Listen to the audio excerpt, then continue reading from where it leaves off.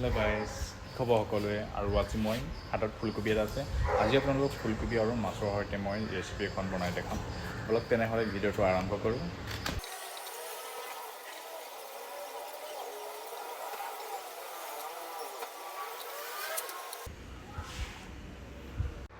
আৰু এতিয়া এই কাটি থৈছিলোঁ যে যোনখিনি ফুলকবিখিনি, আৰু এই ফুলকবিখিনি মই এতিয়া অকণমান হাফ বইল কৰিম। চ' ইয়াৰ মাছখিনি মই নিমখ, হালধি আৰু ৰং জলকীয়া দি ধুনীয়া আছে মিক্স কৰি ল'লোঁ আৰু এইখিনি ফ্ৰাই কৰিম। আচলতে ফুলকবি আৰু মটৰ বইল কৰা হৈ গ'ল, হাফ ফ্ৰাই কৰিলোঁ, কিন্তু গোটেই ফুলেই হৈ গ'ল চাগে দেই।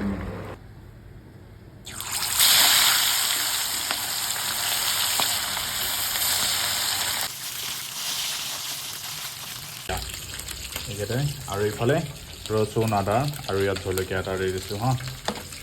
তেলখিনিতে মই ইয়াত দি দিছোঁ পিঁয়াজ। পিঁয়াজখিনি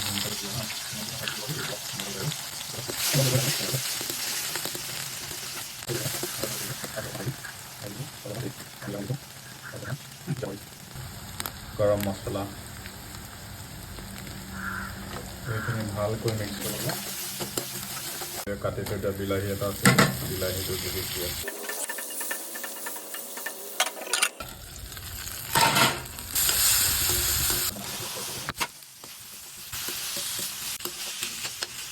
গৰম পানী এড কৰি দিব লাগিব ইয়াত। গৰম পানীখিনি এড কৰি